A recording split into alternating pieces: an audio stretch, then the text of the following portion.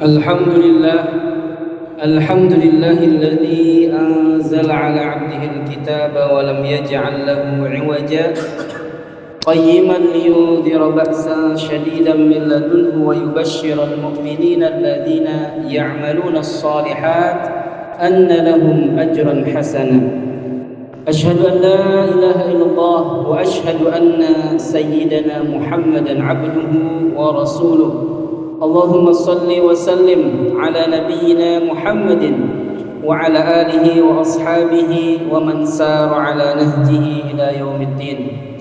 فيا عباد الله أوصي نفسي وإياكم بتقوى الله، وقد قال الله تعالى: يا أيها الذين آمنوا اتقوا الله حق تقاته ولا تموتن إلا وأنتم مسلمون. وقال الرسول صلى الله عليه وسلم: اتق الله حيثما كنت.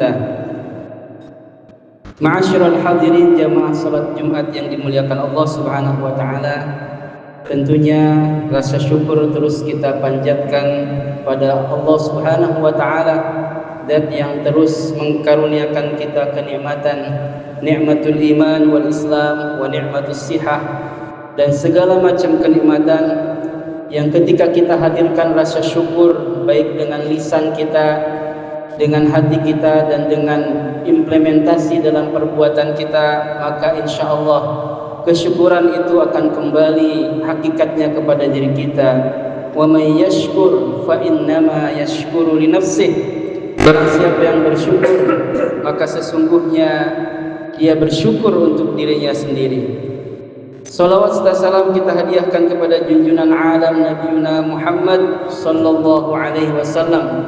Semoga mengalir juga kepada keluarganya, para sahabat, para tabi'in, dan juga pada kita sebagai umatnya yang terus berusaha konsisten menjalankan ajaran-ajarannya.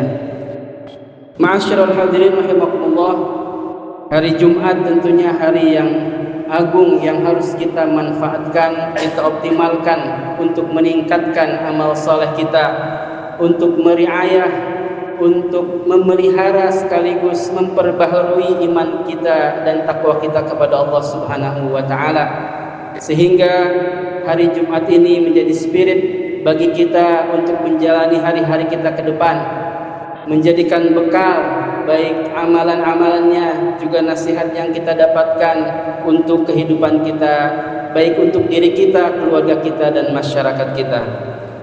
Ma'asyiral hadirin rahimakumullah, akhir-akhir ini kita sering mendapatkan berita-berita yang membuat kita miris, ya.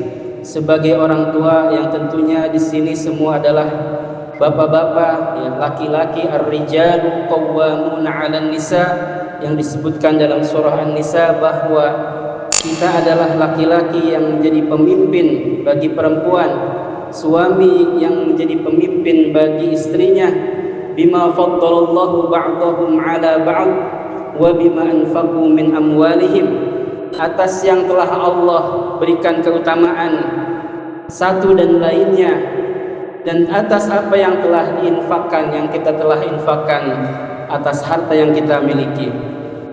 Ma'asyiral muslimin rahimakumullah, fenomena yang kita lihat di zaman sekarang, ancaman adanya LGBT, pergaulan bebas, ada juga anak-anak sekarang yang mudah runtuh mentalnya dengan hal-hal kecil. Bahkan belum lama terjadi bullying di daerah kita juga di Jakarta yang na'udzubillah sampai menjadikan korban banyak sekali. Tentunya ini menjadi kesadaran bagi kita, khususnya sebagai orang tua, apalagi kita sebagai rijal, laki-laki, sebagai suami ataupun calon suami, untuk kembali memperhatikan peran kita sebagai ayah. Peran kita bukan sekedar menjadi ayah yang memimpin keluarga atau memberikan nafkah lahir saja untuk keluarga kita atau anak-anak kita. Namun kalau kita lihat di dalam Al-Quran, ayah memiliki peran yang sangat luar biasa. Banyak sekali Allah Subhanahu wa taala mengangkat dialog-dialog antara ayah dan anaknya. daripada para anbiya, para nabi-nabi Allah Subhanahu wa taala. Nabi Ibrahim berdialog dengan Ismail. Juga ada dialog atau komunikasi Luqmanul Hakim kepada anaknya. Ini semua membuktikan bahwa kita harus hadir sebagai orang tua, sebagai ayah. Bukan secara fisik saja ada bentuknya, tapi hadir hati kita, pendidikan kita, pembinaan kita untuk keluarga kita, khususnya untuk anak-anak kita. Maka hadirin rahimakumullah, setidaknya ada 4 peran yang bisa kita perhatikan kembali. Sudahkah kita jalankan sebagai seorang ayah untuk istri dan anak-anak kita? Ma'asyiral muslimin rahimakumullah, tentunya selain tadi peran sebagai pencari nafkah dan pemimpin keluarga, peran yang tidak kalah penting adalah kita harus menjadi peran pendidik, murabbi, pembina bagi istri dan anak-anak kita. Hal ini sudah disampaikan dalam surah Luqman yang cukup beberapa ayat memberikan kita keterangan apa saja yang kita sampaikan, apa saja yang kita didik kepada anak-anak kita. Dari ayat 13 sampai ayat 19 setidaknya ada 5 poin. Pertama, kita mendidik secara mendasar tauhid, keyakinan kepada Allah Subhanahu wa taala. Di dalam surah Luqman ayat 13 Allah mengatakan, wa idh qala Luqmanu libnihi wa huwa ya'idhuhu ya bunayya la tusyrik billah. Wahai anakku, janganlah engkau menyekutukan Allah. Innasyirka la dzulmun azim, karena syirik adalah dosa yang sangat besar. Ini yang harus utama dan pertama kita tanamkan. Keyakinan, tauhid, keimanan kepada Allah Subhanahu wa taala harus menjadi dasar. Maka sangat penting pendidikan agama bagi anak-anak kita sejak dini, karena dia akan menjadi pondasi di saat segala fenomena kehidupan di zaman sekarang, ya, fenomena generasi Z, generasi Alpha dengan siklus kehidupan mereka, dengan circle kehidupan mereka yang mengkhawatirkan kita, maka pondasi keimanan dan tauhid harus kita tanamkan kepada anak-anak kita. Dalam kalimat ini Allah mengatakan ya'iduhu, yaitu menasehati, memberikan pendidikan yang kontinu, ya. Tidak sekali 2 kali, tapi terus menerus kita berikan pendidikan, pembinaan dan nasihat kepada anak kita. Kemudian yang ditekankan juga nasihat atau pendidikan apa yang kita berikan adalah birrul walidain.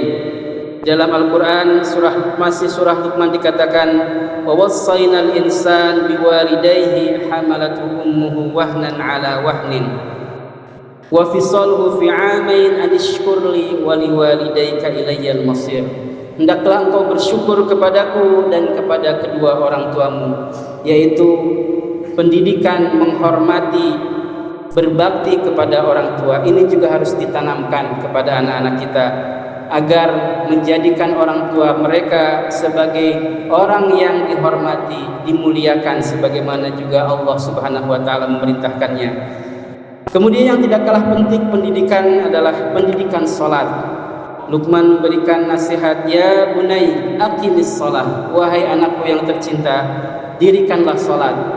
Juga wa'mur bil ma'ruf wanha 'anil munkar, perintahkanlah kepada yang ma'ruf dan jauhilah sesuatu yang munkar. Jadi anak juga kita biasakan untuk aktif terlibat dalam amar ma'ruf, mengajak kebaikan dan juga mencegah daripada kemungkaran. Juga yang diberikan didikan oleh Luqman kepada anaknya adalah pendidikan untuk tidak sombong dan menjadi pribadi yang sederhana. Wala tusa'ir khaddaka linnas wala tamshi fil ardi maraha. Janganlah engkau memalingkan wajahmu dari manusia, dan janganlah engkau jalan di atas muka bumi dengan sombong.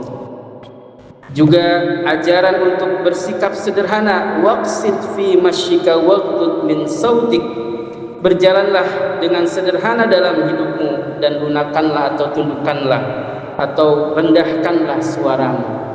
Ma'asyiral muslimin, inilah bagian-bagian pendidikan yang mendasar yang harus kita berikan sebagai peran kita sebagai ayah bagi keluarga kita, khususnya anak kita.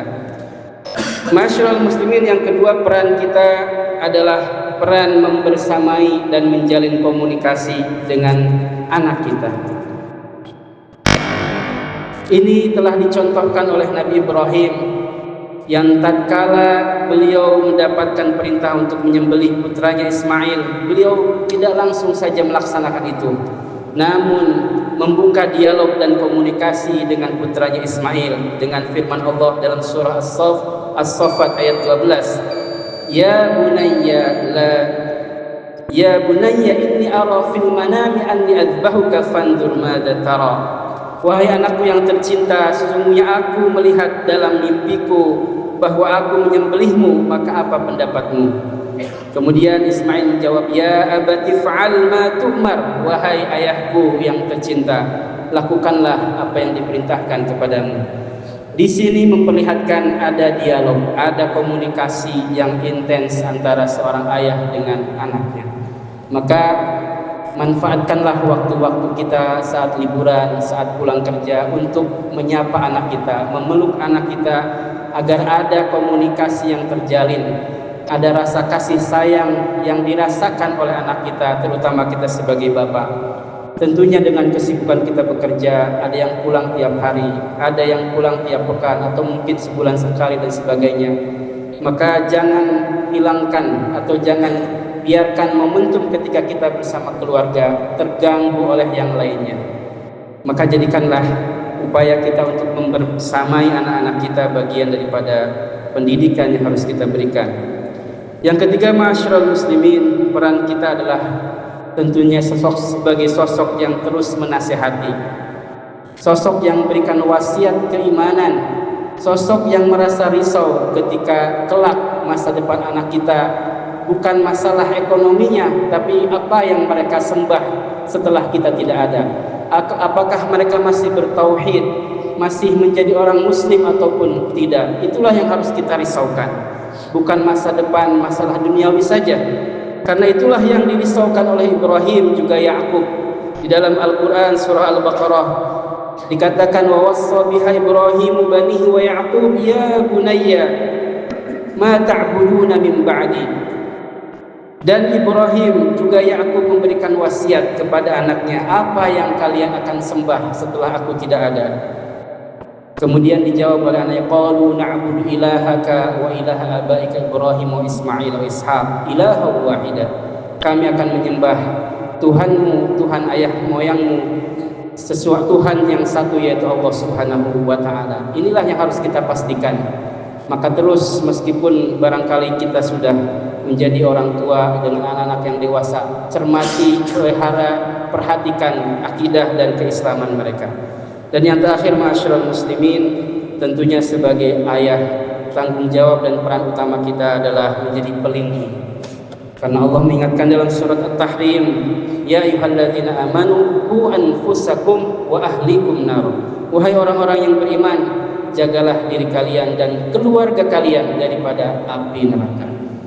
Ini tanggung jawab kita semua agar membentengi diri kita, keluarga kita dari segala macam yang akan menjerumuskan anak, istri dan keluarga kita kepada api neraka.